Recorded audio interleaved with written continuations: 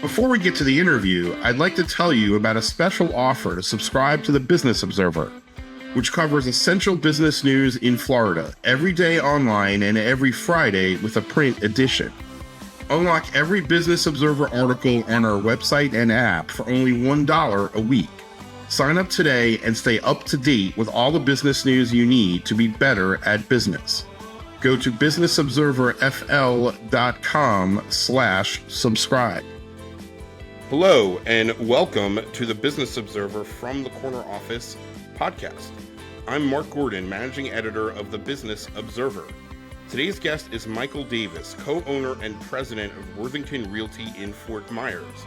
Michael, welcome. Thanks for being here. Yeah, sure. Thanks for having me on. I appreciate getting to spend some time with you. Yeah, it'll be a good conversation, and I think this is true with a lot of people, but your super brief bio does not really give your career justice at all, because you've done all these interesting things before Worthington Realty. One of them, more commercial real estate, TerraCap Management. Tell us about your career before what you're doing now, so we can get an understanding of where you came from. Yeah, well, my career originally started off as a music educator. I was a middle school band director. It was only a few months into that where I realized, there's a reason why they say that it takes a special person to be a teacher. I was not that special person. I love the classroom and I love the kids, but that was not the right environment for me. So I was quickly looking for another option. The real estate market was booming at the time. This was back in 2005. And I saw a lot of friends that got into the business with little experience and started making pretty good money. So I jumped in and started with mortgages. I didn't have a great plan. I found a shop down on Fifth Avenue in Naples, and I thought, if I could get in there and sell, a handful of big mortgages a year, I'm going to have all the time in the world to spend doing music and the things that I love. Right. And that, and I'm matching my teacher salary or maybe exceeding it, and I'm set, so I went down there, I got a stack of business cards, and all of a sudden, my first year, I realized it actually takes more to sell than just sit in an office and wait for the phone to ring. About that time, I got an opportunity to open up a mortgage desk in a real estate office in Cape Coral. And I was like, wow, that's a great opportunity for me to actually start getting some business in the door. I got up there, I set up my new desk, and literally the phones stopped ringing. This was about, getting towards the end of 2006, I think. Right. And, Cape Coral was the epicenter of Sure. the stall in the real estate market. And so the brokerage that I was sitting in, though, was no one was there. No one came in. And occasionally the broker that I was working with would stop by and make a couple of phone calls. And one day I stopped him and I said, hey, what are you doing? And how are you making money? Because nobody else is. And it turned out he was in the land business and was putting land deals together that were under entitled or undervalued, and taking those and creating developments out of them and selling them off to regional and national builders. I liked that. It seemed to stimulate my interest. And so I did whatever I could to help him with that. And I ended up working for free for a year to learn the land business. And that's what, yeah. And it was dicey. And I thank God for my American Express that year, because it got me through. But that's when the market really fell out, and we saw an opportunity. We'd worked together a little, long enough to realize that we had some compatibilities, that we did really well together. He had his thing that he was good at. I had my thing that I was good at. So we decided that we're going to, really take advantage of the market slipping and go try to start a fund. So in 2008, we started TerraCap as a commercial real estate private equity fund. Management company, not just one fund. We wanted to do a series of funds. And we were focused on first development sites, and then later on into value add real estates in markets like Tampa, Orlando, and then up into Atlanta, Dallas, Denver, and on and on. Our first fund was focused on development sites. It took us a little over 2 years to raise $25 million. and we ended up acquiring 15 development sites from Naples all the way up to Sarasota. And so as a co-founder and managing director of TerraCap, I was responsible for creating our brand, which meant, the fun stuff, right? Like coming up with a name, TerraCap. I got to sit down and look at Latin roots for 5-10 minutes. And then I went, that's a cool one. And then, designing our logo, which is, playing with Photoshop. But I got to research everything that we did, from population to research real estate stats. You name it. If it was needed for us, I researched it. I created our pitch book. I was in charge of property due diligence, and I was in charge of managing our land assets. Yeah, so you did a lot. You guys got pretty big as well. You were one of the big players for a decade or more. Yeah, and well, that's when really things took off. Really, after we were successful with our first fund, that kind of proved ourselves to the market, and so we launched Fund 2, and the market had shifted by that time, so we kind of shifted our focus onto income producing properties, which was apartment buildings or hotels, office buildings, business parks, right? Any of the major categories we were playing in that. And we had a little bit of a bumpy start with some personalities that were managing our hotel properties. So I was asked to step in and manage those as well. And it was kind of like, you remember that old Life cereal commercial where, give it to Mikey. He likes. Because they give it to Mikey, he likes it. Yeah, he likes it. Mikey will like it. So you're doing this, and you're sort of at your peak. You're not necessarily peak, but the company's doing really well. Mm-hmm. January 2021, you had a lot of sort of a life transformation. Tell us kind of what that was and what happened in your life then. Yeah. So by this time, we were in the middle of raising our fifth fund. We were managing at the time over 10 million square feet of properties across the country. We had, it was over $1 billion worth of management, or worth of properties that we were managing. I slowly and unawarely had started doing less and less of the work that I really thrived off of, which was that startup work.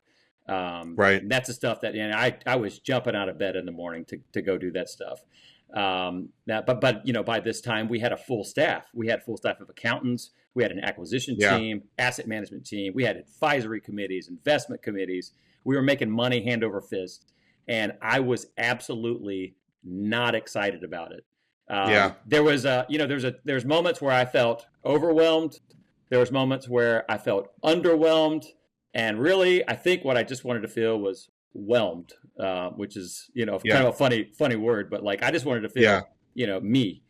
But I didn't know it at the time, but I really wasn't alone. This was at probably the start of what became known as the Great Resignation in America, where you had, I don't know the number specifically, but it was anywhere from 2 to 6 million people a month were resigning. They're looking for more meaning in their careers, and I think COVID was part of the catalyst to kind of help everybody who was in that position to start making some moves to better themselves. Yeah, it comes up a lot, but it's that hidden thing we're going to talk about in a second. We had somebody on the podcast several weeks ago, John Miles, and he, different industries that you were in, but he got to the top of his career. He was chief information officer for Dell Computers, and he was traveling all around the country. Yet he was like the youngest vice president ever for Lowe's Home Improvement. He's 50 years old, and he's like, I'm not happy. This is what I thought I always wanted, and now I have it. He didn't say overwhelmed, but that's what he was. He was grinding, and the grind wasn't worth it to him anymore. So what did you do? Like, what steps did you take in your life when you get this realization? Well, the first thing I did was I went to go see a doctor, and I said, "Hey, I think I need some medicine for this. I'd never done that before." And it was like one of those things where, like, at the end of the day, I didn't have another choice. I think I was experiencing panic attacks at the time. So I really needed some help. So I went to see the doctor. The doctor spent, this is just a traditional, your family doctor. They spent an hour and a half with me talking in the room, and I think I'd never felt more seen or understood at that moment. Right. So that was a big help, but that really started me on a journey of, she had recommended that I take some time to learn how to meditate and do some of those things, and I kind of Sure. brushed that off for a little bit. And things went on, and finally, it just got to basically a breaking point. We're like I said, we're in the middle of raising our fifth fund. I was almost 15 years into the business as a co-founder of the company, and I was done. I had enough. But actually, I found out recently, or about this time, I found out that it's real estate specifically. Of all the professions in the U.S., real estate professionals report the second highest number cases of depression out of all of them. I think that the only one that was higher was like public transportation workers. It's it's not totally surprising. I mean, because real estate you could have super big highs, right? Yeah. Oh You yeah. know, you could have pinnacle highs. I just closed this deal. I just put these two parties together, and they're going to close this deal. And not just, I mean, obviously it's lucrative, but it's also that adrenaline that you did the deal. And then I've talked to this commercial real estate broker in Sarasota, and he's not alone with this. You can go 8 months and you don't make any money. Sure. That's Yeah. a low. Yeah. I mean, but it also teaches you how to deal with patience, right? Yeah. So that there is the upside of that. Right. But yeah, I mean, it's I think a lot of it for real estate is like you have a lot of professionals that are really good at what they do, but there's only so much of a real estate deal that the agent or broker is in control of, right? And anxiety comes from trying to exert control over a situation or a world that has or offers zero control. Zero Right? control. Yeah.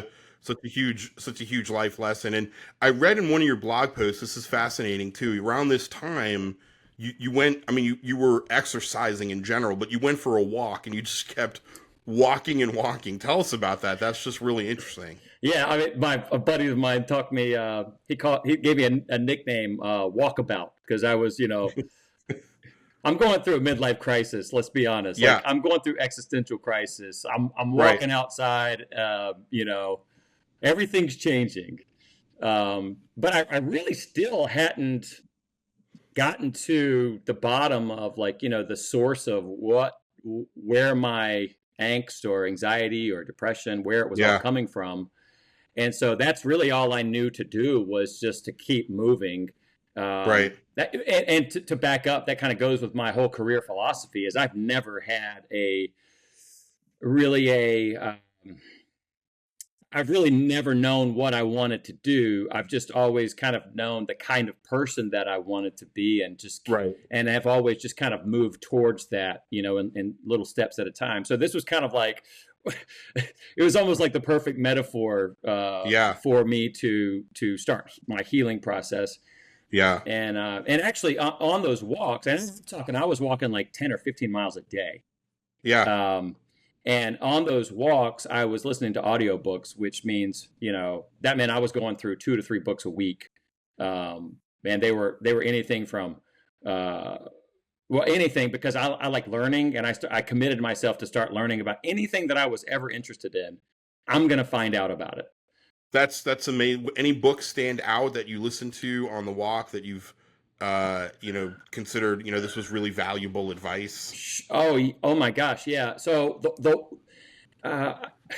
probably the one that really started kicking me into gear was a book called Extreme Ownership. And it was written by, and I've read so many books since then. I have a hard time remembering all the details. But it was basically a story about, some military exercise that ended with some devastating friendly fire. And it was the story was revolved around the follow up to that in the room where everybody got together and said, like, hey, what happened, right? When the guys from DC fly in, they say, "Hey, we're going to get to the Yeah. bottom of what happened, where the failure went." And so the room was quiet. He said, "Whose problem or whose fault was this?" And one guy that was running the radio stood up and he said, "It was my fault. I failed to communicate properly." And again, I'm bumbling this story a little bit, but Yeah. another guy stands up and he says, "Oh, it was me. I took the first shot, and I'm the one that Right. did." Another guy stands up and he says, "No, it was me." Another guy stands up, "No, it was me." And then the guy in charge says, "Sit down. You're all wrong. It was my fault. Right. I'm in command of this operation, and I failed. If the operation failed, I failed." And that was the Yeah. first time that I stopped walking. It was in the middle of the night, I think. I looked up and I was like, "Oh my gosh." I spent a few months here thinking about all the things that had been done to me, and the environment that I was in, and in that moment I started taking ownership of the place that I had arrived at, and I stopped thinking about what had been done to me. I had spent a lot of time over my life wondering and seeking what that meaning of life was, right? Yeah. And in this moment, it was like I just decided that, like, I'm going to be a human being. I'm going to stand up on my 2 feet, and I'm going to look life in the eyes, and I'm going to tell it what it means to me. And Yeah. it was a moment, like a light switch moment, for sure. Well, yeah, that's sort of the ultimate. That's why the word epiphany exists, right? Yeah. That's a true epiphany. Getting to something a little bit more basic, I guess, because that was just so interesting. So, but you're transforming your life and your mental state and meditating. But in terms of business, how did you get from where you were there to Worthington Realty? What's that about, and what's sort of that opportunity that came up? Sure. Yeah. So after I left TerraCap, I had spent, it's probably at this time it had been about 2 years, and I was fortunate to be able to take that time. I really had no clue what I was going to do with myself or with my time. I had never really given it any thought. I kind of had my game plan, I thought, worked out. Yeah.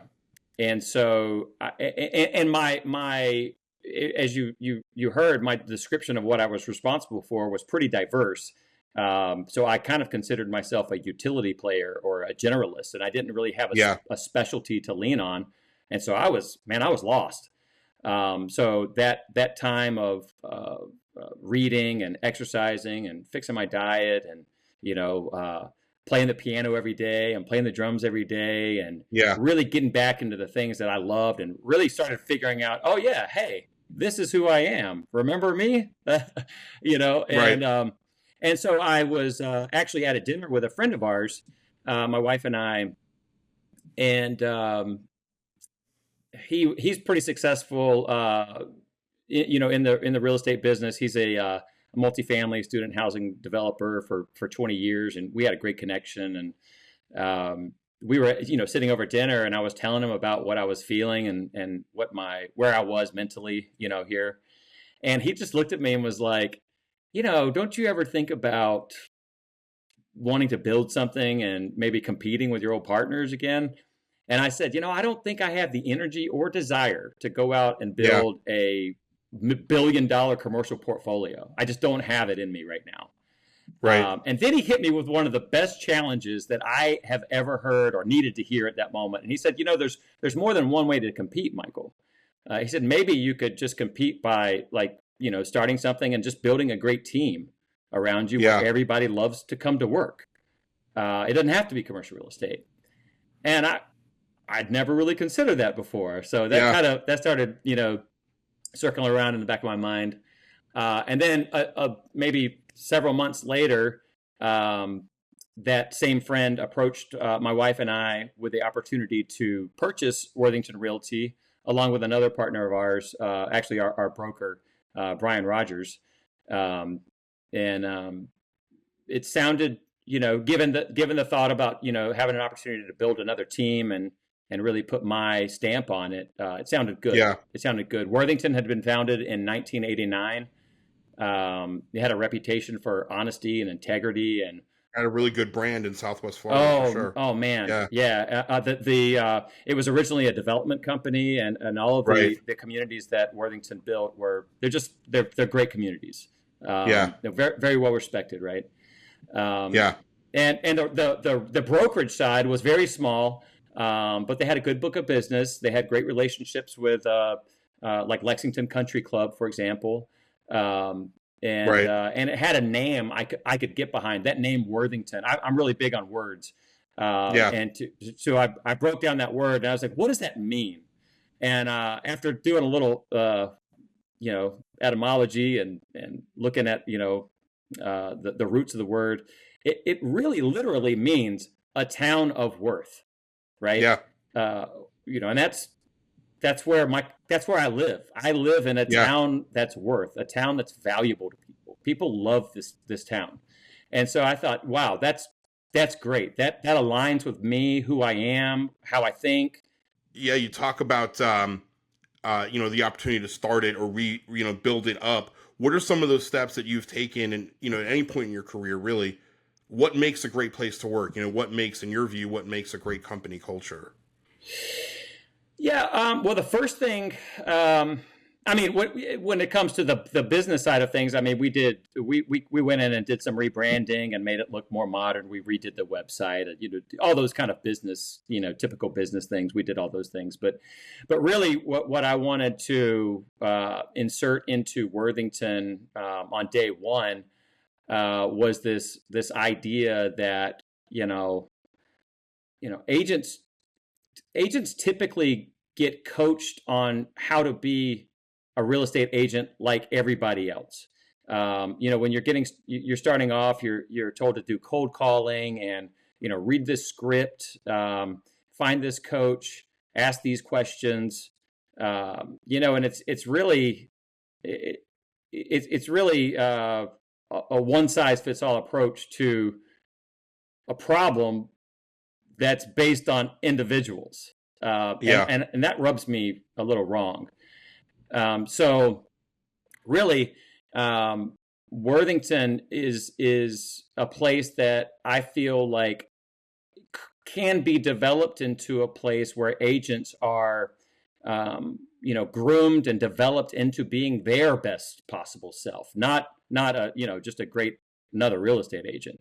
Work on them, but not. Yeah. Yeah. One last question about just sort of your career. What is one great or standout leadership lesson that you've learned, piece of advice, or something that stands out in your mind as leadership advice over the years? Oh,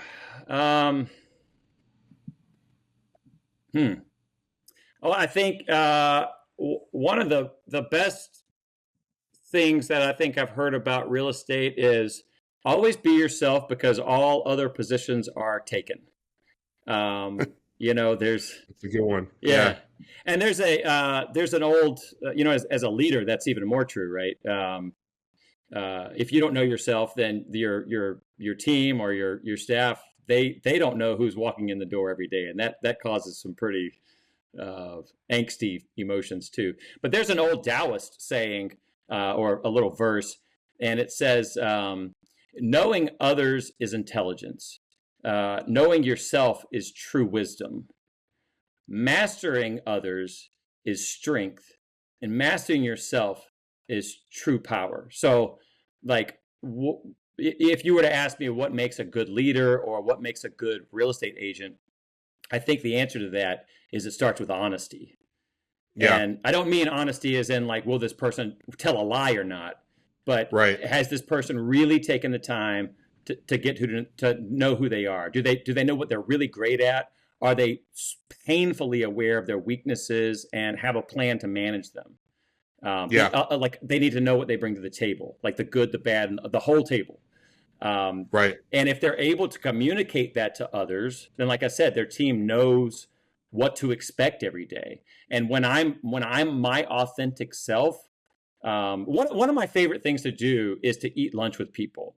And I've found that when I sit down with people and I am 100% authentic, they open up to me and it's refreshing for them. And it tells me that they don't have a lot of experience having lunch with people who are having an authentic conversation with them. Yeah.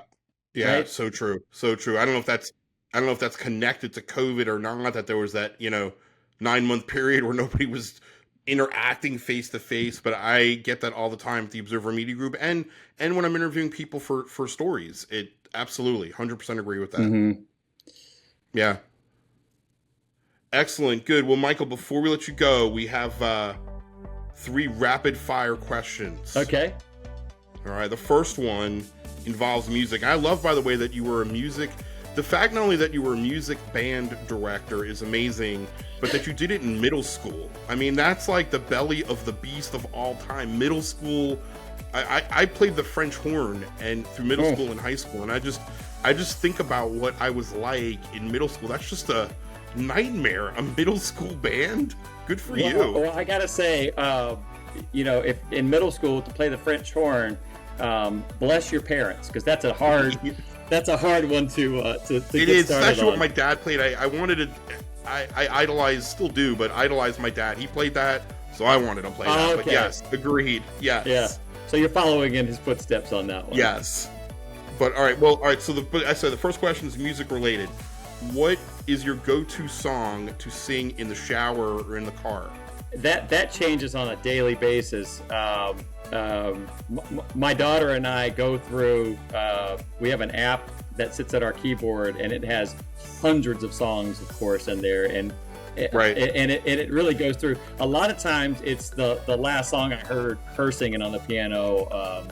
But just to give you an answer, I could probably say it's probably one of the last concerts that we went to was Jacob Collier, which is a jazzier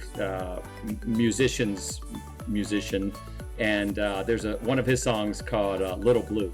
It's one of those beautiful songs I've heard, and I've been singing that for weeks now. Awesome. Very cool. What is the most used app on your phone? What app do you use the most on your phone?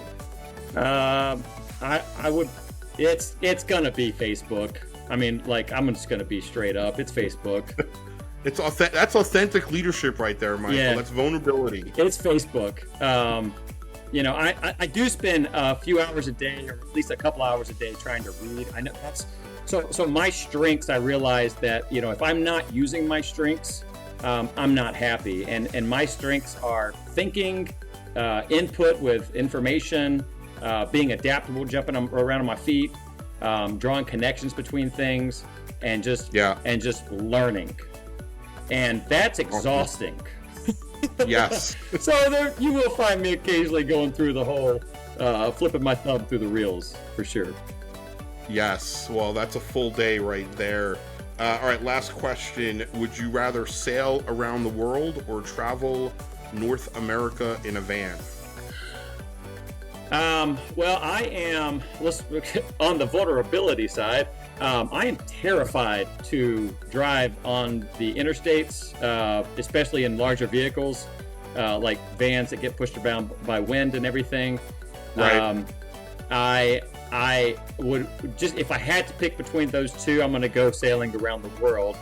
But I don't eat seafood either. So it's going to be tough. Those are going to be tough for me. Right. We'll have to get a third option in that question. Awesome. Excellent. Well, Michael Davis, Worthington Realty, thank you so much for joining us on the From the Corner Office podcast. Yeah, I appreciate you having me on. I had a good time. Thank you for listening to the Business Observer From the Corner Office podcast. I'm your host, Mark Gordy. This podcast was produced by Reed Corley of the Corley Company in Sarasota. To hear more episodes of From the Corner Office podcast, go to businessobserverfl.com.